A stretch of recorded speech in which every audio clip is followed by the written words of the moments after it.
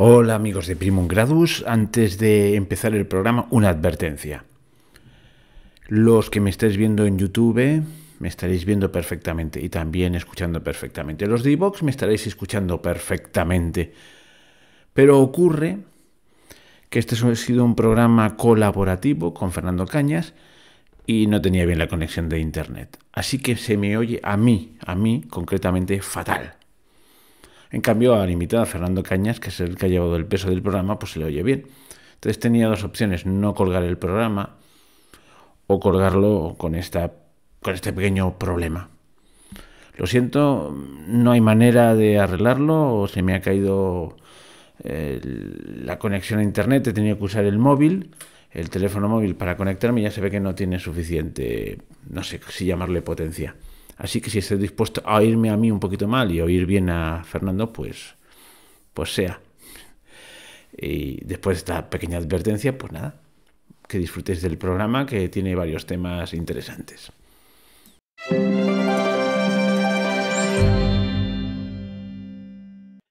Bienvenidos a Primum Gradus, podcast de historia y humanidades en general. Y hoy vamos con el primer programa en compañía del 2024. Vamos a hablar de temas muy interesantes, pero antes vamos a dar la bienvenida a Fernando Cañas. Vamos allá. ¿Qué tal, Fernando? Feliz año 2024, con un poco de retraso. Feliz año, Ricardo. Muy bien, ¿y tú cómo estás? Muy bien. Y qué paripés, hemos estado hablando de un rato, pero bueno, queda bien, ¿no? Hombre, el público no lo sabe. Hay que ser Ah, formales, hay que, por lo vale, menos, vale. ujú, Sí, sí. hay- para que Hay nos que hacerle escuche es el paripé, sí. comienzo del programa. ¿Qué te Deberíamos estar decía? hablando como un cuarto de hora antes. Sí, ¿no? Un off the record cortito para otras veces, pero creo que hemos llegado al consenso de que vamos a crear la constitución de Primum Grado, ¿verdad? Efectivamente. Y eso lo va a cambiar todo. Va a tener como dos partes este programa. Yo siempre que te tengo a ti aprovecho para que hables tú, y así yo descanso y me sacas un programa. Ujú. Eh, la primera parte va a ser economía del desarrollo y la segunda va a ser más de temas constitucionales. Ahora estoy haciendo una serie de programas que van por ahí, pero yo creo que tú vas a dar otro punto de vista diferente al mío. Hombre, Yo qué lo pena miro más porque desde un el punto de off the vista record ha sido histórico. muy corto, porque si no, ahora se me ocurrió que podíamos haber hablado de Mr. Tartaria. Ostras, bueno, pues no pasa nada, se puede al final, si Al fin. tenemos fuerza. Y Mr. Tartaria y el Mickey Mouse terraplanista, eso sí, tú has visto los vídeos que te he mandado, eso es sí, maravilloso. bueno, pero eso es que aparece por todas partes. Pero bueno, ¿te parece que empecemos Entonces, ya? Nos metemos ya en harina. empezamos por la conspiración que los reptilianos no quieren que sepamos, que es la realidad, y ya luego No, vamos por la mejor auténtica no, porque realidad. No, no, luego vamos con la es, auténtica realidad, que es Mr. es que Tartaria. si dices la verdad te tendré que matar. Así que Claro, empezamos pero por la... estas cosas que vamos a hablar son realmente cosas poco importantes, poco reales. Lo importante es el toroide. Esto que vamos a hablar de la Exacto. Constitución y la economía de desarrollo, estos son cosas que no son importantes, son todo una cortina de humo que estamos generando para no hablar de lo importante. De Tartaria. Pero bueno, eso lo dejamos para el final, ¿te parece? Lo Sí, importante para el final. lo importante y las cuestiones reales, esto no es real, Claro. van para el Vamos a final. hablar de la economía del desarrollo. Antes me has dado una lección de que hay como tres pasos: el microdesarrollo, la fase de crecimiento y el cambio estructural. Bueno, empieza a Claro. desarrollar. Economía del Imaginemos, desarrollo. Define el concepto. claro, imaginemos una economía destruida, ¿no? Porque como te expliqué, ya, claro, ya que hemos hecho el off the record, vamos más rápido. Es decir, la economía del desarrollo es una ciencia que estudia por qué, o sea, el desarrollo es un concepto muy moderno, ¿no? Y se da en ciertas naciones occidentales cuando se implementa la revolución industrial y se pasa de economías desindustrializadas, descapitalizadas, a economías primero industrializadas y luego de servicios, ¿no?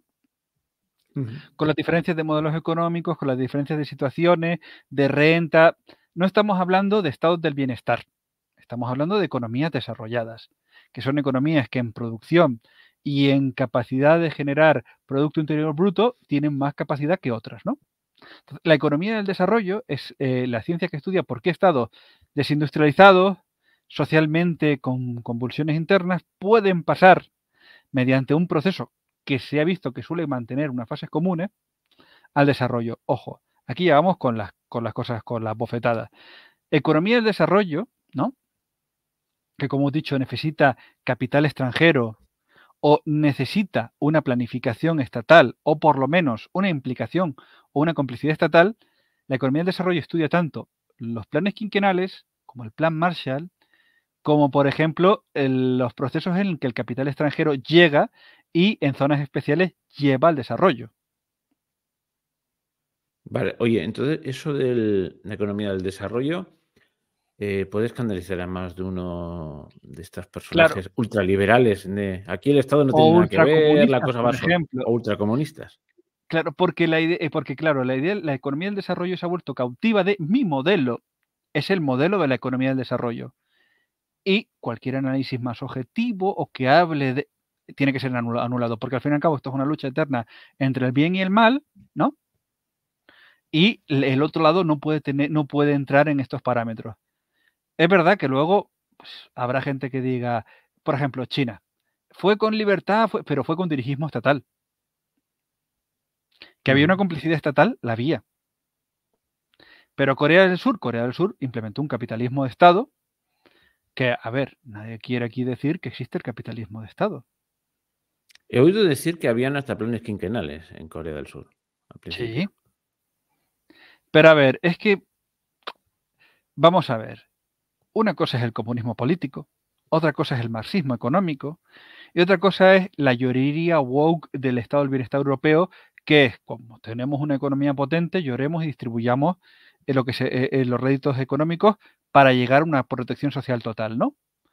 ¿Qué pasa? En países como México, lo que se quiere es llegar al desarrollo y el estado del bienestar europeo sin tener, o sea, esto es muy fácil, muy fácil. Los mexicanos que están absolutamente idos mentalmente, la mayoría, ¿no? Ya están muy contentos de que México ha superado a España en PIB, ¿no? Con el problema de que son 120 millones y nosotros somos 47. Y ahora quieren las instituciones de Dinamarca, ¿no? Pero para tener las instituciones de Dinamarca tienes que tener el PIB de Dinamarca. Es muy fácil. Para tener la medicina danesa, la policía danesa y la educación danesa, tienes que tener el PIB de Dinamarca. Y si con un tercio menos de ingreso per cápita copias las instituciones danesas, ¿qué pasa? Que obtienes una porquería. Entonces, la economía del desarrollo es la que estudia cómo los países pasan de su situación de subdesarrollo a una situación donde lleva una economía que puede ser ultraliberal como la de Singapur o la de Hong Kong, o más redistributiva como la de Dinamarca, pero son sociedades que han llegado al desarrollo. Y luego nos matamos con qué modelo es el mejor y cuál es el modelo es el mío. Pero cogen economías que están en fase industrial, que no han pasado el microdesarrollo y pasan al desarrollo. Y sí, le gusta a quien le guste, sea para hacer un Estado mínimo que fije las reglas y permita y dé seguridad jurídica, el Estado tiene que ser cómplice en el desarrollo. Muy bien. Si el Estado es Dicho esto, enemigo del desarrollo, no hay desarrollo. claro, como El es microdesarrollo es una cuando una rémora. economía, claro, del microdesarrollo es cuando, el ejemplo es el Estado cubano, porque como Primer hemos mucho fase, hablado de fase microdesarrollo, primera fase de microdesarrollo, las tres. pero importantísimo, la entrada de capitales extranjeros, la transferencia o la planificación y distribución no funcionan, porque Cuba ha recibido 5 planes Marshall y jamás ha entrado en un proceso de desarrollo 5 planes en, Marshall en ¿de dónde ha cuantía sido el en de cuantía? la Unión Soviética. Ujú. Cuba ha recibido el equivalente a 5 planes Marshall y no ha despegado. Y sigue recibiendo unas donaciones de México, de Venezuela, de donde plantan a sus agentes para seguir extrayendo. Cuba es el estado más extractivo y colonial del planeta. Extraen para tirarlo. Ujú. Pero no, ¿y entonces qué es lo que falla ahí? Pues que no han entrado en un modelo de economía del desarrollo, sea el que sea. Si la economía del desarrollo solo es si estoy generando 1,5, no tengo tejido industrial, llego a 2 y tengo un poquito más de tejido industrial de que tenía. No estamos hablando de gran desarrollo, estamos hablando de cumplir las fases hasta llegar a un nivel superior de desarrollo que tiene. El microdesarrollo es, vale, hemos decidido que vamos a empezar, ¿no? Mm. Entonces, ponemos las leyes, empieza a entrar el capital y de repente se empiezan a abrir empresas, pequeñas empresas públicas o privadas, que empiezan a ofertar servicios que antes no existían, ¿no? Y se empiezan a ver pequeños cambios. Se empieza a traer maquinaria pesada, empiezan a ofrecerte servicios, empiezan a ver capas de la población que empiezan a formarse técnica y administrativamente, ¿no? Esa es la fase del microdesarrollo, ¿no? Primera fase, microdesarrollo. Ahora, segunda fase, fase de crecimiento. Claro, una vez que se han implementado esas medidas, ese pequeño primer movimiento está entrando, los capitales de cualquier tipo están entrando, ¿no? El plan está establecido, el apoyo estatal está establecido, empezáramos a generar un crecimiento de más del 5% y en algunos casos hasta de 2 dígitos, ¿no? En el cual la economía empieza a pasar ítem y fases de industrialización, creación de servicios, creación de procedimientos, estructuración de nuevas capas sociales, implementación, formación de ciertas áreas técnicas, sociales, de ciertas capas de la población que ahora antes estaban en un estado de subsistencia y empiezan a hacer formaciones técnicas, formaciones universitarias, profesionales, de todo tipo. Empiezan a ofertarse, empieza a haber desde servicios médicos hasta servicios legales, es decir, porque a medida que se produce un desarrollo, se pueden ofrecer más cantidades. Es decir, por ejemplo, los servicios médicos, ¿no? Por cada dólar que se invierte en un servicio médico, tiene que haber de respaldo unos 4 dólares de otras actividades económicas, ¿no? Si va creciendo la actividad económica, los servicios médicos, los servicios legales, que son servicios terciarios, van creciendo. Entonces, se va dando esta fase. ¿Más o Y menos se ya, ve? ¿O? sí, sí. Y ya vamos a lo último, el cambio estructural, que supongo que es la culminación de esa fase, ¿no? Claro, si estamos en una economía agraria, rural, sin servicios médicos, sin producción industrial, sin servicios asociados, sin formación universitaria y técnica, han pasado 10, 15 años, de repente esa acumulación de riqueza, ese proceso virtuoso empieza a notarse y una economía que tenía una estructura agraria, preindustrial, colapsada, empieza a moverse en una dinámica estructural distinta. Y se produce a nivel social y económico un cambio estructural total, que es, por ejemplo, la Corea de los 60 a la Corea de los 90. El Japón de los 50, el Japón o del primer desarrollo hasta la Segunda Guerra Mundial o el Japón colapsado hasta los años 70. Fantástico. Entonces, no todos los países son capaces de llegar a ese punto porque por entre medio pasan cosas, ¿no? Pues hay países que por razones políticas, otros por razones económicas, otros por razones sociales, otros por razones ideológicas, no alcanzan ese desarrollo. No es universal, o sea, hay países que llegan más a ese desarrollo y países que llegan menos. Pero si hay unas pautas comunes y si hay unos ítems y unas metas a las que hay que ir llegando. Y hay países, por ejemplo, Cuba ha invertido mucho en educación, pero económicamente, por la tozudez y la psicopatía que tiene la élite cubana, son incapaces de implementar el desarrollo. ¿Por qué? Pues porque son unos psicópatas que han decidido que el hambre es un elemento de control y la pobreza les gusta y la disfrutan. Esa cosa que dice la izquierda gorrino-americana de la clase media es nuestro enemigo. Nunca van a permitir un desarrollo porque, hombre, una economía llevar un estudio serio y implementar medidas que permitan la economía del desarrollo lleva a que tienes que dejar los discursos populistas y empiezas a tener una clase media que tiene un discurso más redistributivo pero menos radical y que empieza a exigirte, que sube en formación, que demanda servicios, que demanda otro comportamiento político y donde a lo mejor el que ha llevado hasta ahí ya no cabe. Bueno, pues muy bien, pues ya hemos dado Entonces, unas la pinceladas de economía del lo que es lo que... desarrollo es una teoría económica y lleva detrás una ciencia económica bastante rigurosa, molesta a todo el mundo, pero quien decide implementarla como Bukele, como Kagame en Ruanda, obtiene beneficios. Es al fin y al cabo de yo tengo mi modelo, pero quiero el crecimiento de mi población. Y en El Salvador, desde la versión socialista, en Ruanda, desde la versión más librecambista, va a dar beneficios. Es quitarse el antifaz ideológico y decir, vamos a llegar al desarrollo. Ojo, existen países que implementan la economía del antidesarrollo, que es, por ejemplo, la España constitucional, que es un país que no para de perder desarrollo, capacidad de compra y poder adquisitivo, pero constitucionalmente. Sí, es curioso, es un paso atrás, ¿no? Sí, pero porque socialmente y estructuralmente y políticamente se decide ir hacia atrás, pero con la cabeza alta. Ujú.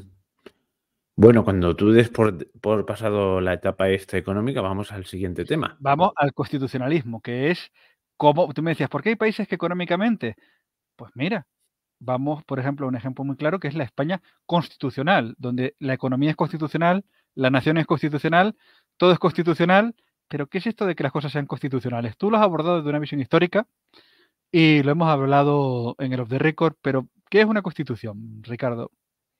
Bueno, puntualizo y me quedan más programas analizando lo que es la soberanía, el proceso de formación del concepto, etcétera, etcétera. Pero tú vas a aportar un punto de vista más de otro estilo. Perdona, ¿me has dicho que qué es la Constitución? Pues es Sí, una ley marco, una ley de leyes a la que se tienen que sujetar a partir de ese momento todas las demás leyes. Entiendo que es eso. claro. Pero ¿cuál es la naturaleza de la jurídica de una constitución? Ahí me has matado, ¿ves? Este es tu punto de vista jurídico, es el en donde yo Claro, fallo. por ejemplo, todos sabemos, bueno, lo que es una carta otorgada, sí lo sabemos, ¿no? Sí, es una Por- cesión graciosa de su majestad, exacto, de su majestad derechos. O a sus súbditos les otorga unos derechos desde su gracia y ujú. desde su divinidad, ¿no? Sí, sí. Es una Hay concesión algunos graciosa. hay algunos que dicen que la Constitución española tiene más de carta otorgada que de Constitución, porque no hubo una Cortes Constituyentes, pero no es el tema del programa. Hombre, a ver, el problema es que la Constitución española es una ley marco administrativa. A ver si me entiendes. O sea, para, para el aparato burocrático, ¿no? Para todo el ente burocrático, es decir, el Estado lo gobierna. El Estado es un ente burocrático, es como una compañía, pero de personas con el monopolio de la ley, con unos principios rectores y con unas funciones determinadas, ¿no? Financiadas por impuestos, ¿no? Entonces, para este aparato burocrático, esta ley es su marco rector, es el límite que se ponen a sí mismos, pero nosotros no tenemos ninguna posibilidad de objetar, de confrontar o de tener, es decir, legalmente somos nada fuera del propio marco jurídico. Con lo cual, es una ley administrativa para la concesión graciosa de derechos fundamentales que nos otorga el propio aparato burocrático. Vale, vale. Bueno, no, sigue analizando por ahí, pero ves, yo voy más por la idea, que lo analizaré en otros programas, de que a esta llamada Carta Magna le ofrecen como dotes mágicas y fundacionales. Hay gente que llega al extremo de decir que la nación española data de que España no data de 1812, porque hasta ese momento, con aquella famosa constitución que le hicieron entre cuatro, para cuatro, la de 1812, y porque por primera vez se nombra a la nación española. Antes no había España. Vale, Y en pero el eso es discurso una... es que, claro, yo creo que eso es Vamos extralimitarse. a ver una cosa, es decir, eh, el Banco Bilbao, el BVA, ahora se llama BVA, ¿no? Sí, Pero antes se llamaba Argentaria. ¿Desde cuándo existe? Y si no hubiera pues desde tenido que nombre, ¿existiría? Si sí, hubiera sido claro, entidad bancaria, ¿existiría? sí, claro. Entonces, vamos a ver. Y aparte, eso seguiría siendo el aparato administrativo de la compañía, no la compañía. Ujú. Entonces, que uno nombre, es decir, el Estado es ese ente de burocrático político que pretende administrar un hecho, que Que ya son la está existencia dado. de un grupo político y social. Es que también me enfadó mucho, me enfadó, ¿para qué me voy a enfadar? Cuando el rey en el discurso aquel de Navidad empezó a loar a la Constitución y en un momento dijo, bueno, fuera de la Constitución, nada. Y al final dijo, la Constitución. Y dice, y después España. Dice, hombre, vamos a ver, yo creo que se han invertido los términos, ¿no? Pero bueno, yo creo que A más ver, o menos lo que tú has dicho, pero pero para el aparato burocrático actual, la Constitución es un marco rector, están muy cómodos con ella y lo que no quieren es que para ninguno de los lados se plantee un cambio, aunque esta Constitución que tenemos, uno, a mí me asombra, esta Constitución tiene más padres que... ¿Tú te acuerdas de ese insulto en el oeste que había que era hijo de mil padres? sí, sí. Esta Constitución te dice gente muy macanuda, muy seria, que la hicieron en un café, 4 en una servilleta, que la hicieron en la logia aquí en la que está al lado del Congreso, en otra servilleta, Perdona que que te la diga, hizo no yo sé quién. eso lo tengo lo tengo colgado, bueno, lo añadiré ahora. Ahora estamos hablando, pero lo voy a añadir para que la gente lo vea. Un tuit que de la Gran Logia de España dice: ¿sabes que la Constitución española se redactó en la logia? Lo tengo el cogido. Pero vamos, Mira, yo me lo creo al 25%. O sea, que alguna influencia ¿sabes tendrían, pero cuánto vale una constitución? Nada. Te ujú, cuento, por ejemplo, una constitución que se sabe, la japonesa. ¿Dónde se hizo la japonesa? La japonesa la hizo un becario y parte del personal administrativo al encargo de MacArthur. Se sabe dónde se hizo, cómo se hizo y quién la hizo. caramba. Entonces, pero es una constitución que se hizo implementando derecho comparado con exigencias, pero se sabe exactamente quién es el padre. Que ahora no me No tiene acuerdo porque no muchos lo tengo padres preparado para el esta. programa. No, No tiene 1000 padres, ¿no? pero el proceso de la constitución japonesa es clarísimo, prístino y fácil de seguir. Cualquiera que lo busque, busque MacArthur, constitución japonesa, y te quedas diciendo, ¿y se puede hacer una constitución así? Se puede hacer. Y se puede implementar. ¿Y se implementó? Entonces, una constitución es una ley rectora administrativa de garantías fundamentales y de derechos ciudadanos. Y se redacta en una noche y se borra en una noche. Otra cosa es que que el cuerpo burocrático político quiere decir, no, estas normas nos gustan, estas normas son las que son, y no se pueden romper. Te hablaba en el off the record de constituciones que dicen que son inderogables, o por ejemplo, claro, la Constitución española, como buen ley administrativa contenciosa, lo que te dice es que hay un proceso, igual que está el derecho administrativo, está el procesal. Dice, hay un procedimiento. Es un procedimiento político. Entonces, igual que es una ley administrativa, es una ley procesal. Y tiene Ujú. sus estructuras procesales. Pero eso no es algo que sea ajeno a la realidad. Es decir, lo hablamos en el off the record. Estas leyes, y hablamos del espíritu de la ley y de la interpretación de la ley, ¿no?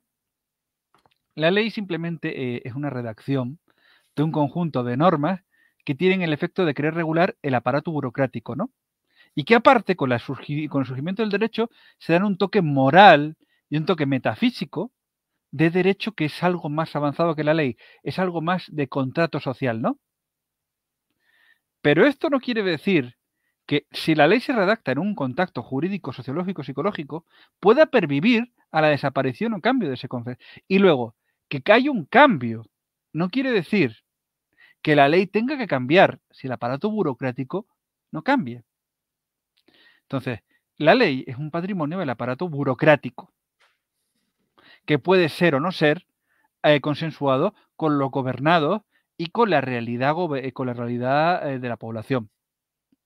La mayor parte no lo sabe, no lo entiende, no entiende los principios del derecho, no entiende los principios, la filosofía del derecho, solo sabe una cosa: si le ponen una multa, no le ponen multa, si le cae bien el político o no le gusta el Estado. Y tampoco es exigible que sepa más.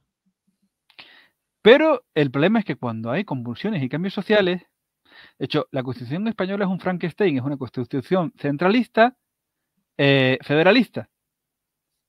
Sí, porque, en fin, en la cuestión territorial también me enfadó en el discurso del rey, que es lo que me ha hecho lo que me ha hecho empezar esta serie sobre Constitución. Es que no puedes decir que la solución al problema de España, que en este caso era claramente el problema territorial, está en la Constitución, cuando la Constitución plantea el problema, porque habla de nacionalidades y las nacionalidades son naciones. Sin meter una palabra muy rara, es que es. Pero a ver, el problema de esto es que se quiere contentar a todo el mundo, ¿no? Y el problema Exacto, es y que entonces. después de 40 años de administración catalana, creando una base sólida de personas que no se sienten españolas, aunque no sean mayoría, tienes un teatro político de lucha perpetua. Tienes una base social que va a estar en lucha perpetua y en busca de una ambición. Igual que tienes otro grupo de personas que tienen otras aspiraciones políticas que chocan con la realidad actual. Entonces, tienes personas que sus ítems políticos chocan, perpetuamente electoral y socialmente. Y tienes una nación, un Estado, un grupo de gente que convive en un territorio condenados a tener unos políticos en pelea. Y políticos que su supervivencia política depende de la pelea perpetuamente. Y una constitución que perpetúa un modelo de status quo que se sustenta en la pelea. Porque no hay límite. El único límite es la independencia del País Vasco y de Cataluña. Y ahí se acaba el cuento. Pero no hay forma de solucionarlo. ¿Por qué? Porque es algo mágico, mítico. Igual que la unidad de España. Pues la unidad de España, si una gran parte de un territorio ya no cree que pertenezca a una realidad sociopolítica, no se le puede obligar a creer. Sí, claro, pero no es cuestión de sentimientos solo. Es que es un problema muy, muy peliagudo. No, no, por supuesto. O sea, no estoy, pero mirándolo desde una visión sociopolítica, tú puedes defender la nación española, pero si mañana, por ejemplo, en Cataluña, que hay 1 millón de inmigrantes no comunitarios con una identidad propia, si llegan a ser 4, tú le puedes decir, sos catalán, eres español, y te van a decir, ¿qué pasa, amigo? Y no les puedes convencer. Ha cambiado la realidad de la base poblacional. Efectivamente. Tú puedes decirles lo que quieras. Perdón. No, ya está, estoy de acuerdo contigo. Pero crea problemas. El mismo texto, al ser tan ambiguo, crea problemas. Dice, habla de nacionalidades, que es una palabra que pusieron ahí para no poner nación, pero que significa exactamente lo mismo. O yo soy tonto, nadie ha explicado nunca lo que es una nacionalidad. Habla de las atribuciones a comunidades autónomas, pero a la vez dicen que podrán adquirir más en un proceso creativo, con lo cual esto nunca acaba. Luego dicen que la unidad de España es Después de decir esto, antes han hecho un articulito que dice, es que es pensamiento mágico. España, la unidad es indiscutible, la unidad de España, pero vamos a ver cómo la puedes indiscutir cuando pones todos esos argumentos. Luego dice que el ejército es el garante de la unidad de la nación. Digo, bueno, vamos a ver, es que todo el mundo ahí tiene su oportunidad de meter Pero sí, maza. ¿cómo empieza la Constitución? España es un Estado social, democrático y de derecho. Ah, bueno, sí, claro. Social, democrático y de derecho. Bueno, así tengo contentos a todos. O sea, es chupifantástico. Le falta poner, es la tierra prometida. Y dices tú, pero que sea social, ¿qué quiere decir? O sea, que todos los funcionarios en su actuación tienen que comportarse de manera social, democrático. ¿Qué quiere decir esa tontería de democrático? ¿Quiere decir es igualitarista? ¿Es sufragista? ¿Qué quiere decir democrático? Es decir, que las instituciones y las autoridades son elegidas por sufragio o simplemente por voluntad popular. Esas cosas son muy bonitas, pero si una ley que lo desarrolle no significa nada. Luego está el término Estado de Derecho. Algunos han dicho que todos los estados son de derecho. Aunque sea el derecho más absurdo que exista, que sea el derecho de... No. Hay países que no son Estados de Derecho. ¿Ah, no? Simplemente, claro, hay países que, por ejemplo, la República de Irán no es un Estado de Derecho. ¿No? ¿Por qué? No están las leyes islámicas, es su derecho. No, pero es una ley, es derecho divino. O sea, no tiene el fundamento de... O sea, es un Estado donde la ley no tiene el elemento del derecho como contrato social, sino es algo superior lo que fundamenta la ley. El derecho islámico. Bueno, pero puede haber un derecho islámico objetivado. Sí, pero no decir derecho islámico no comulga con la versión rusoniana del derecho. Ah, pero bueno, pero hay que ser rusonianos para creer en el derecho. Antes de Hombre, había derecho. Nosotros tenemos, la visión rusoniana es la que gobierna nuestra visión del derecho. Vale, sí. Y eso pasó. A ver, si digo una burrada me lo dices, ¿eh? Dale. Quiero decir que esa visión rusoniana del derecho pasó a toda Europa a través del famoso Código Civil de Napoleón, que es uno de sus grandes méritos, que le atribuyen. A ver, pasó, la Ilustración dejó su visión en el espíritu y en la interpretación del derecho, y nuestra cosmovisión es clara. Vale. Entonces, sí, pero antes de la Ilustración había leyes. Sí, pero pero siempre está ese debate que hemos, jus naturalismo y jus positivismo, ¿no? Pero el problema es que tú no te das cuenta que, por ejemplo, el woke es naturalista total. Es la idea de que la naturaleza existen unos fundamentos, pero es otra naturaleza. Tú no te das cuenta cuando intentan decir había gays en esta época, la primera emperatriz transexual es, Ah, sí, sí. al fin y al cabo, estamos haciendo un Bueno, te pueden derecho. argumentar que hay tigres sexuales, que tigres homosexuales. Eso lo he visto. Claro, pero entonces eh, estamos hablando de algo consensual, de algo que intenta proteger una realidad metafísica superior. Bueno, claro, es que hay muchos Pero, tipos de naturalismo, claro, entiendo. claro, Ujú. entonces, como verás, todo este dialectiqueo por Revolución Francesa, que queda muy bien, cuando se corrompen los términos, lleva unos monstruos espectaculares. Y al fin y al cabo siempre es la idea de te gobierno, pero por tu consenso. No porque te lo impongo, sino porque yo llego a un punto en que tú estás de acuerdo en lo que yo designo para ti. Ujú. Y lo que yo hago sale de lo que tú quieres y necesitas. Vale, eso es una ficción, pero Pues, bueno. bueno, pero la legitimidad la tengo absoluta. Es decir, antes, ¿qué es lo que legitima a la teocracia iraní? Fácil, que es el designio divino y el cumplimiento de lo que está escrito. ¿Qué es lo que designa a la nación? ¿Qué es lo que legitima a la nación española y a su aparato político burocrático? La Constitución y que es democrático. Pero entonces, esto debe ser, bueno, ahí hay quien habla, no en este caso, pero se le parece mucho a las religiones políticas, Sí, es que una viene a cubrir religión.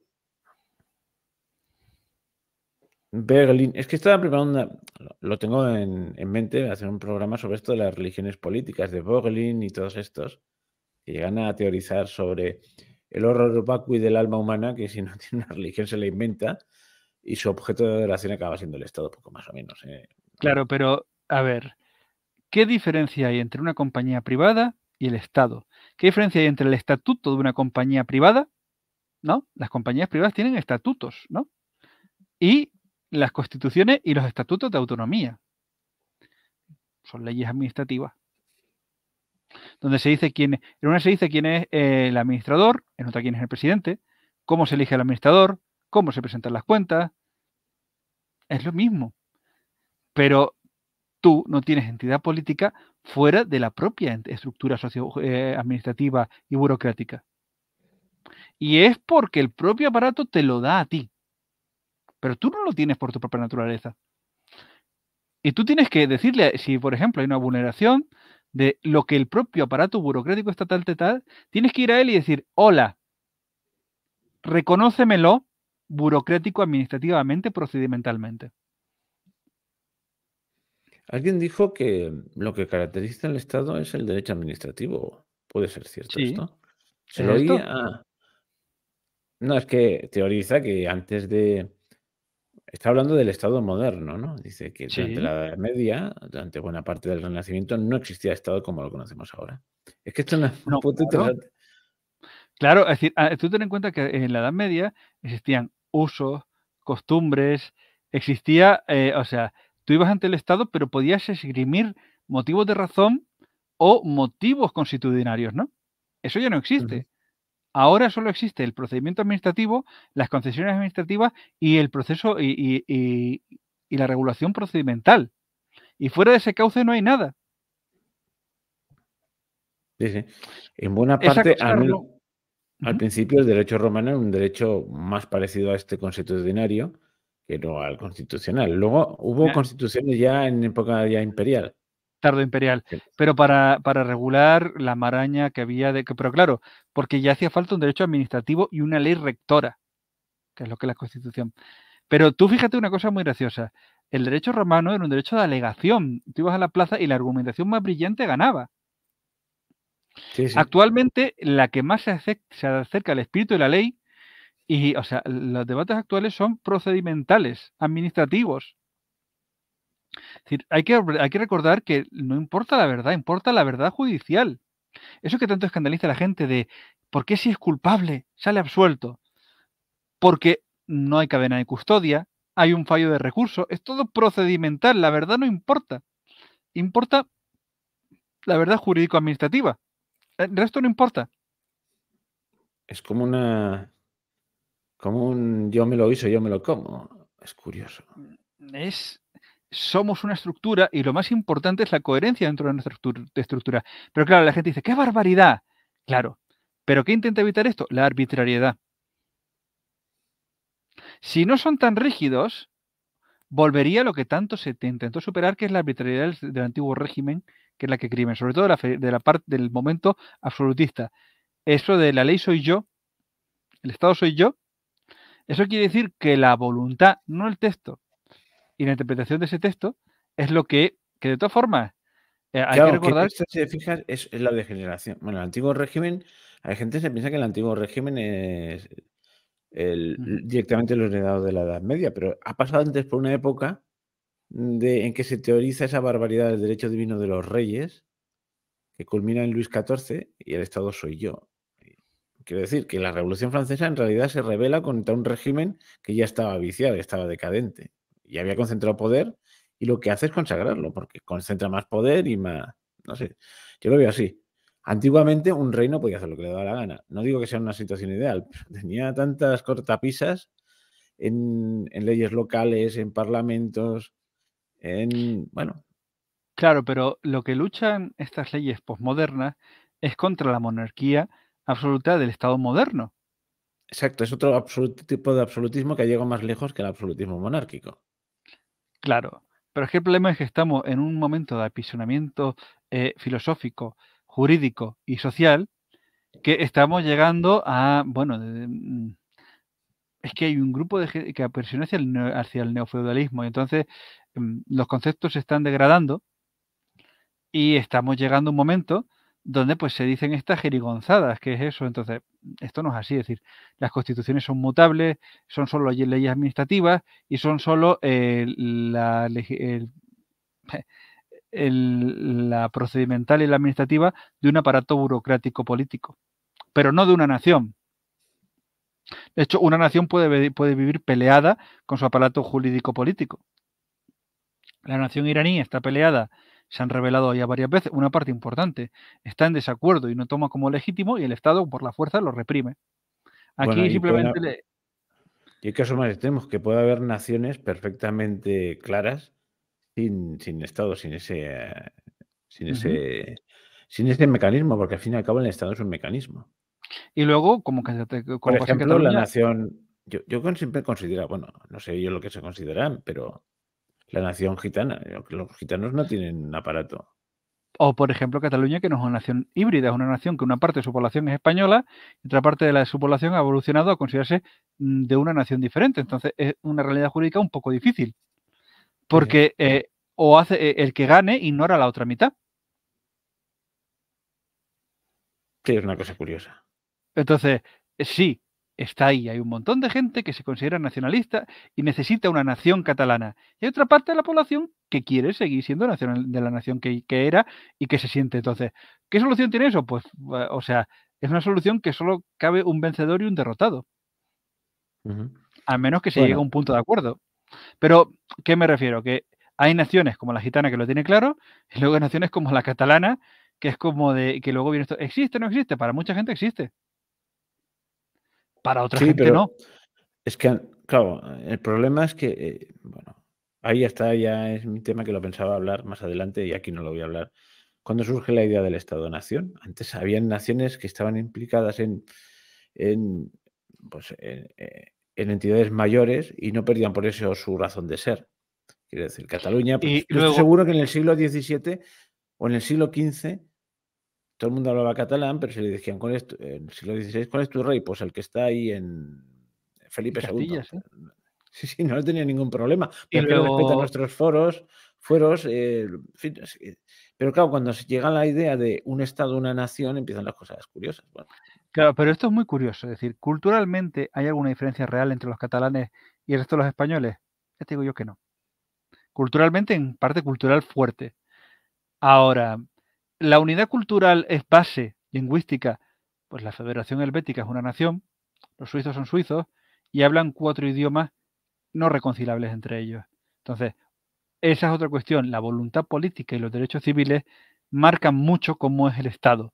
Y un Estado puede tener diversidad cultural fuerte o mediana, como hay en España, porque el catalán es una lengua, y el catalán, como se ha llegado, como se intentó en la transición, pero mal, pues una nación como la española puede tener diversidad cultural interna y no pasar nada. O sea, porque hables catalán no tienes por qué necesitar una nación catalana, catalanoparlante y catalano sintiente. Puedes quedar, pero tu realidad cultural puede estar protegida. Que el Estado central tuvo un momento de destrucción, de sometimiento, sí, sí, y también tuvo otro momento en el cual los fueros y los reinos eran respetados. O sea, se Sí, ha puede sido estar fluctuante. perfectamente. Sí, de hecho, ha sido más tiempo el que se ha respetado las peculiaridades territoriales que el que se ha intentado la subyugación cultural. ¿Que uno se puede quedar donde quiera? Sí. Mm. Bueno, oye, pues, Pues ¿te vamos parece que con el tema del con día, el tema ¿no? importante? Sí, lo que pasa es que no me lo he preparado mucho, pero en TikTok no sé por qué se han empeñado, antes de que tú me lo dijeses, se han empeñado en mandarme vídeo de estos dos personajes tan curiosos. Mr. Tartaria y el Y el Mickey, ¿cómo Mickey es? Mouse terraplanista. Mira, yo hace un tiempo me acuerdo que te enseñé no sé, puse pantalla y te enseñé mi escritorio de mi ordenador y había una carpeta que ponía Tartaria. Y me dice, ¿tú también estás con eso de Tartaria? Es que estaba preparando un Sí. programa, que a ver si lo hago algún día, que me interesó Tartaria antes de que apareciese este señor. Y me interesó a raíz de que quería hacer un programa sobre frikis de la historia. Y uno de ellos es un tal Fomenko. Fomenko es un señor, atención, catedrático de matemáticas, que dice que en la historia hay un gap. Es decir, Ujú. bueno, te lo resumo, estoy hablando de memoria, pero cosas Dale, tales dale.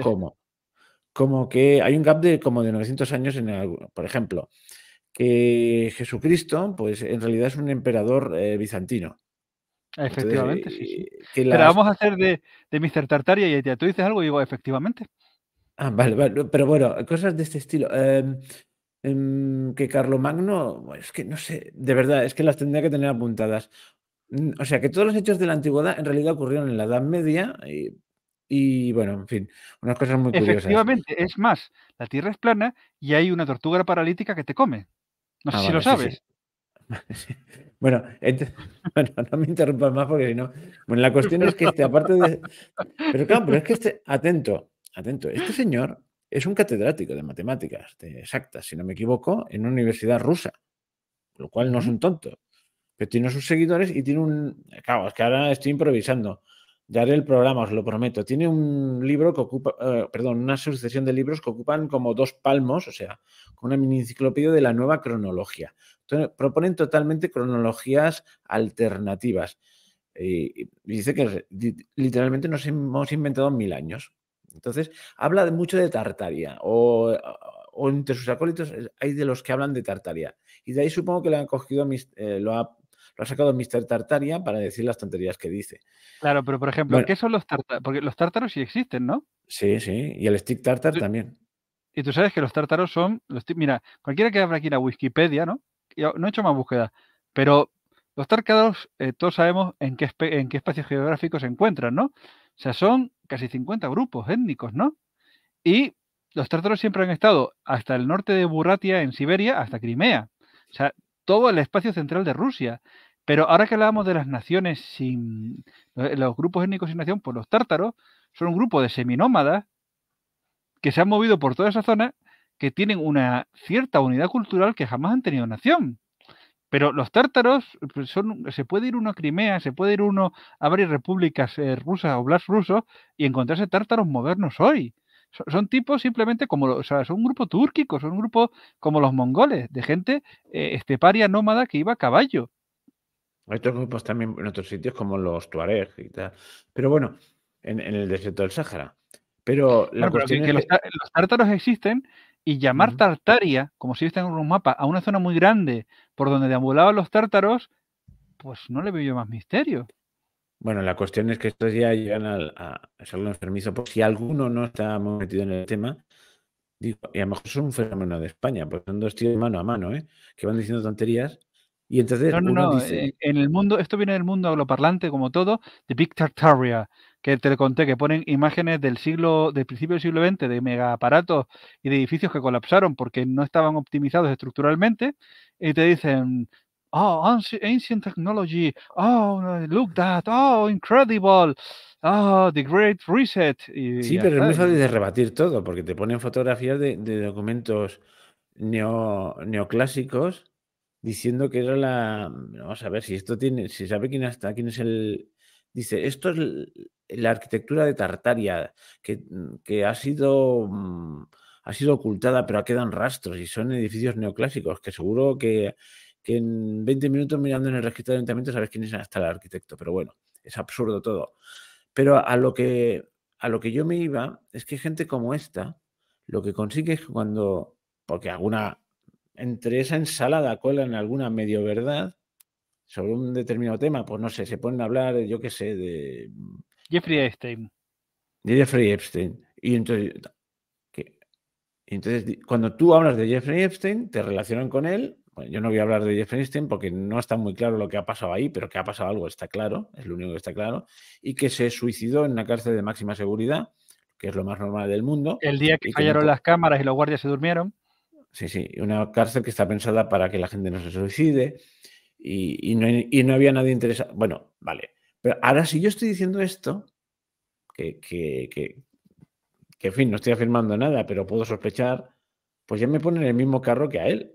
¿Qué función Claro, si cumple esta por gente? ejemplo, Primum Gradus hablara de cierta remedio contra cierta enfermedad que judicialmente se va demostrando que era experimental, que se va viendo vínculos de maridos de presidentas de instituciones europeas que firman contratos, y ahora solo listo esto, y lo habla, o por ejemplo, si habláramos de cuestiones De históricas, de la, de conspiraciones la- históricas reales, Exacto. pues que veríamos como ya vas con esta gente. Exacto, es que es lo terrible de esta gente, está loca, pero te ponen, aquí tuvimos, hablando de esa enfermedad extraña, tuvimos un tipo estrambótico y absurdo que se llama Miguel Bosé, que estaba totalmente ido, que en vez de decir sandeces, y claro, tú decías algo y tú estás como Miguel Bosé. Bueno, pues Claro, sí, no, evidente. O sea, tú, por ejemplo, decías, es un virus estresado. ¿Qué es un virus estresado? Estás diciendo. No, por cierto, tú sabes lo que es un virus estresado genéticamente, ¿no? no tengo ni idea. O sea, Bueno, pues el COVID, lo que me digas el me lo voy a COVID, creer. mira, el COVID, muy probablemente, la gente dice que se dice que el COVID se hizo en laboratorio. Sí y no. Tú puedes crear una quimera genética, ¿no? Una quimera genética es que yo cojo con la técnica hacerse el CRISPR, esta que es, CRISPR. permite cortar, sí, el No sé, CRISPR permite cortar es que trocitos, ¿no? no tengo ni idea y no me meto en Bueno, pero te fandangos explico. porque Tú puedes cortar, pero el hecho es que una quimera es yo conozco todas las subexpresiones genéticas, ¿no? O sea, si yo meto un trozo aquí, no, o sea, la genética no funciona con que meto un trozo aquí y traigo estas características, no. Si yo meto un trozo aquí, afecta a todo, ¿no? Una quimera genética es que cojo esta propiedad, esta expresión genética y la traslado aquí, ¿no? Y eso me da que ahora este virus tiene esta capacidad infecciosa, esta bacteria puede producir esto, ¿no? El hecho es que, creado en laboratorio, la gente piensa que es una quimera genética, ¿no? Es decir, una persona que sabe de un grupo de estudio de genética ha estudiado cómo crear una quimera con las características buscadas y lo ha creado, ¿no? Pero lo que se dice cuando se habla que el COVID es un virus de laboratorio es que posiblemente sea un virus estresado. El estrés, como método de evolución genética y más en criaturas que tienen un ciclo vital tan corto, ¿no? Es un método de creación de criaturas resistentes a terrenos, que es que yo quiero que esta criatura, ¿no? Esta bacteria, este virus, tenga estas capacidades genéticas. Así que lo pongo en un entorno controlado y lo estreso evolutivamente para que llegue a lo que yo quiero. Eso es oye, pero algo que se ha hecho a en mí laboratorio y que yo quiero que este virus llegue a tener esta infecciosidad. Yo quiero que este virus tenga, entonces lo estreso genéticamente, ¿no? En experimentos controlados para que llegue ahí. No alguien me llegó a es. decir Ujú. me llegó a decir, y bueno, y lo he oído más de una vez, y me lo explicó 4 veces en La Razón y no la entendí, he de decirlo. A mí no me importa admitir que hay cosas que me cuesta entenderlas. El virus no es un ser vivo. A ver, No lo entendí. Me lo explicó 3 veces y no lo entendí. Y ya lo a ver, dejé. a ver, a ver, a ver, a ver. Y no era una persona cualquiera. Eso va a la cuestión de la filosofía, o sea, es una cuestión filosófica. ¿El virus es un ser vivo o no es un ser vivo? No tiene funciones, como la bacteria, es decir, el virus está inerte hasta que entra en una célula y entonces entra en contacto con esta, se replica, la destruye, ¿no? ¿El virus está vivo? Como lo que se entiende con concepción de vida, no. ¿El virus interactúa con la vida? Sí. ¿El virus evoluciona? Sí. Entonces, Vale, los vale. virus tienen capacidad de adaptarse y de evolucionar. ¿Se puede dirigir un virus sin hacer efecto quimera, corto pongo, para que sea? Sí se puede hacer. Si yo puedo estresar a un virus en condiciones de laboratorio para que vaya hacia donde yo quiero. Igual que puedo estresar una planta para que sea resistente a la sequía. Vale, vale, pues ya está. Entonces, Ahora me ha quedado un el poquito virus más claro, no tiene funciones pero vitales, ¿no? No no tiene tiene, funciones no, vitales. no, No no tiene, por respira, ejemplo, no. como las, claro, no, una célula que genera su propia energía. La Ujú. célula es capaz de replicar su propio ADN y ARN. El virus no puede por sí solo hacer Vale. nada. Pero en cuanto toca una célula, el virus es capaz de entrar, replicarse y evolucionar. Me estoy cogiendo un torno de Mickey Mouse terraplanista. Pero sí puede evolucionar, un virus puede evolucionar. Ahora, ¿cómo es el proceso de adaptación y evolución de un virus? Hacen falta 50 horas. Ahora, el hecho es que entre cada generación se produce la evolución y la adaptación. Pero por más que evolucione un virus, no tiene capacidad de autorreplicación propia ni de generar energía propia. A Vale. diferencia de una bacteria, que copia, que replica su ADN y que tiene capacidad incluso de, yo qué sé, mira, todo el mundo, por ejemplo, la fotosíntesis o las mitocondrias son simplemente procesos de adaptación genética. Durante una bacteria se integra a otra y crea una estructura más compleja, ¿no? Pero ambas son capaces de copiar su material genético y de integrarse. El virus no tiene esta capacidad, el virus solo es una cobertura, un ADN, llega a un sitio y se replica. Vale, vale. Oye, fantástico. Imagínate que no pensamos hablar de biología, ¿eh? Esto ha No, salido solo. pero es una cosa entonces, claro, ¿es vida o no es vida? En términos no es, pero interactúa con ella.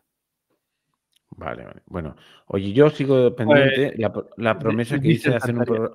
un programa sobre Tartaria, sobre la nueva cronología de Fomenko, que la ha dicho muy mal, pero es que es divertidísima, porque identifica, yo creo que Alejandro Magno, pero es que estoy hablando de memoria, pero que me perdonen, ¿eh? Si me equivoco, que lo miren ellos. Alejandro Magno lo identifica con Napoleón casi, no, con Carlomagno. Es que una cosa muy rara, todo es muy raro. A ver, Y yo lo y luego dale, dale. luego otro fomenquito que tenemos por aquí, más hispano, que es Ujú. uno del Instituto de Nueva Historia, que ya lo dije, es que ya lo he dicho en otro programa, ¿no? Ese hombre es maravilloso. Que dice Color que catalá sí, sí, y todas estas Cataluña antes cosas, de Cataluña y y más cosas que he ido encontrando por ahí, pues que saldría un programa divertido. Sobre todo, desenmascarar a determinados personajes va bien por eso, para que decir: "Oye, mira, em, de acuerdo, estos señores se pondrán a hablar de que la ONU tiene un plan maléfico y tal, y empezarán a desbarrar, pero claro, entonces la ONU es buena, porque estos que están locos, no, no, la ONU tiene planes terribles. Lo que pasa es que no todos estamos tan locos como para decir las tonterías que dicen ellos. Es que su función, yo no sé si es alguien fomentado para desprestigiar a la gente que hombre, duda de por las el cosas. impacto que tienen en TikTok y por la visibilidad que tienen, esto parece perfectamente, a ver, lo hablamos en un programa, ¿no? Las PSYOP existen. Y ahí existen agencias e instituciones que hacen PSYOPs.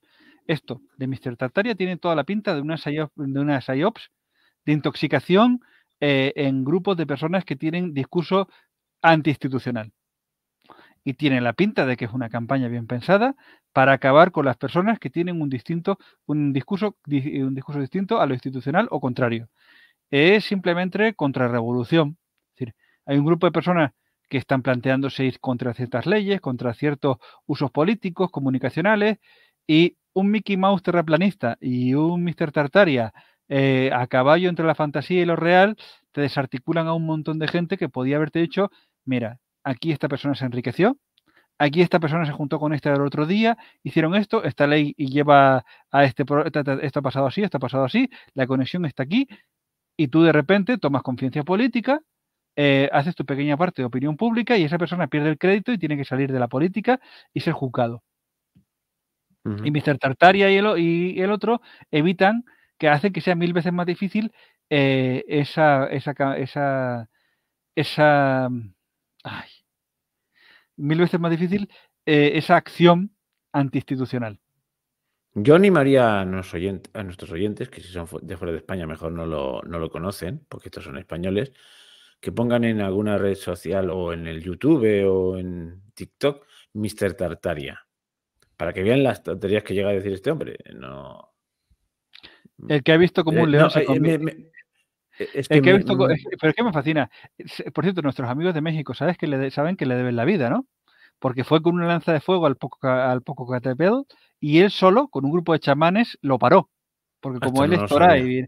Oh, sí, fue a México y con una lanza de fuego detuvo la erupción porque su linaje genético le permite, a través de una lanza de fuego y conectando con el toroide de la Matrix, detener las erupciones, porque contentó al dios. Bueno, pues la cuestión es que, por favor, que lo miren. No me gusta mucho dar propaganda a personajes así, pero es que vale la pena que lo vean, sobre todo porque son peligrosos, porque desarticulan otros discursos más lógicos que coinciden en algún punto con ellos y automáticamente te ponen. Es que yo estoy harto. Bueno, alguna vez que dije algunas cosas, hace tiempo ya, me decían, ¿y tú crees en los reptilianos? Digo, pues por el amor de Dios. ¿Qué tienen que ver los reptilianos con lo que yo estoy diciendo? Es que yo he visto uno que dice lo mismo que tú, pero luego habla de reptiles. Y digo, pero no, por favor. Bueno, pero... Luego Y el están que crea que no... los otros que lo niegan todo, que dicen no hay conspiraciones, todo es perfecto. Sí, es como el Gente también. cretinoide máximo, un tipo que yo detesto, Aldo, el robot de Platón. Es una persona horrorosa, es un divulgador científico que es que la realidad es como es y el Estado jamás haría nada malo. Y nunca se ha conspirado y nunca se ha hecho nada malo ni desde la ciencia ni del Estado.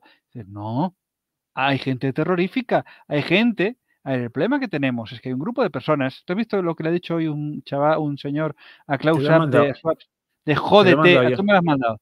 Te lo he Hay un mandado grupo yo. de personas, hay un grupo de personas delirantes que han perdido completamente todos los valores mínimos y todos los retenes psicológicos y sociales y están fuera de control. Están fuera de control. Y llegó un momento en que estaban dispuestos a, por lo que fuera, a obligar a pasar la sociedad por un punto que no quería y con una manipulación mediática bestial. ¿Qué pasa? ¿Por qué la gente puede llegar a crear estas cosas? Es irrelevante si es reptilianos o no los hay. O sea, a lo que nos fastidia es que comprobable hay estados yendo contra su población y obligando a su población con campañas mediáticas y con cretinillos de tercera a confinarse, a tomar tratamientos que no quieren y luego tapando datos reales. Y encima está Por haciendo cierto, contratos beneficiosos que se lucran ilícitamente. Y eso es real. hablando de datos reales, ¿qué hay de la rebelión de los agricultores en Francia? Yo no digo a nadie que hable de ella. Y en Alemania, Y en Holanda, bueno, en Holanda se habla un poquito, y lo no, y no, lo no, y de Canadá. En Alemania están también en rebelión los agricultores. O sea, y eso no es, sale en los telediarios, pregunto, porque yo no veo No, telediarios. porque eso Me no es das, noticia. bueno, pues eso. No, yo Entonces, esto lo quiero para que diga pero la gente. o sea, ¿qué más da si la Tierra es un toroide o no es un toroide? Si es una, ¿qué importa? Si es que los agricultores se están levantando en los países centrales de Europa, de la Unión Europea y de la Europa Occidental, y tú no te enteras. Y las políticas que se están trazando con manipulación mediática y psicológica están llevando al quiebre de la agricultura con unos planes delirantes, porque son delirantes y punto. Son delirantes y sociopáticos de una élite que llega a una acumulación de poder y de capacidad mediática tan grande que es que cree que puede hacer lo que le dé la putísima gana. Y se están revelando porque es un efecto real y no se puede hacer y no se puede ni contar. Sí, sí. Y luego sacan al Mr. Cretino Tartaria para que no puedas decir, oye, oye, que se están cargando el campo con unos objetivos muy siniestros, que vamos a pasar hambre y que el alza de los precios no es por una falta de capacidad productiva, es por una decisión política. Sí, sí, También aquello de las ciudades de 15 minutos que se intentaron Bueno, montar ¿has en visto cómo ha Oxford acabado en y Londres? que Que han acabó en tirado nada, pero no, y has pero visto, no, o sea, el momento más cerca de V de Vendetta, tú sabes que en Londres se han organizado en esas ciudades la gente para tirar las cámaras y han hecho todo lo que han podido para, o sea, han tenido una resistencia civil brutal, pero es que han llevado a la gente a tener que hacer cuestiones casi de película, casi, o sea, a llevar a la gente casi un momento de V de Vendetta. Y la gente hacía unas cosas para sobrevivir a las ciudades de 15 minutos que te lo ocultan, que nunca te lo van a contar. pero bueno, lo importante es saber si son anunnakis o no. Bueno, yo creo que con esta denuncia ya es suficiente. Un día le Hombre, dedicaremos creo que un hemos hecho programa bien. por extenso a estas fricadas, ¿eh? Por supuesto. Pero Y, hombre, el fondo de este programa es que hay Anunnakis o no conspiraciones. Miren, la economía del desarrollo lo demuestra, la racionalidad lo demuestra. No, los países son pobres o ricos de acuerdo a la coordinación y la integración social. Si somos capaces de articular mayorías sociales con ideas racionales, creceremos. Si vamos a hacer la delirancia, la locura, nos empobreceremos. Y sí, yo no sé lo que hay. No sé si hay vida después de la muerte, no sé si hay algo por encima del humano, si esto es simulación, no me importa. El hecho es que la racionalidad trae un nivel de prosperidad y luego hablamos de tontería, pero la base de la prosperidad y la base de la estabilidad social y política no se puede tocar ni por falsas promesas ni por delirios de nadie. Y es lo que estamos simplemente reivindicando siempre, ¿o no? sí, sí. De los Bueno, delirios para quien los quiera. con esto y un bizcocho hasta mañana a las 8. Nos vamos ya y a ver si este Cuídense que año hacemos más está el programas. reptiliano de ahí detrás diciéndole a Ricardo que corte. Sí, sí, claro, porque hemos hablado más de la cuenta, no sé. ¿Y tu linaje cuál es, Ricardo? Ya Yo creo cortamos. que no, no, no prefiero no hablar del tema. Bueno, hasta pronto. Hasta pronto. Ahora que nos vamos es hora que sepáis toda la verdad. Soy un reptiliano.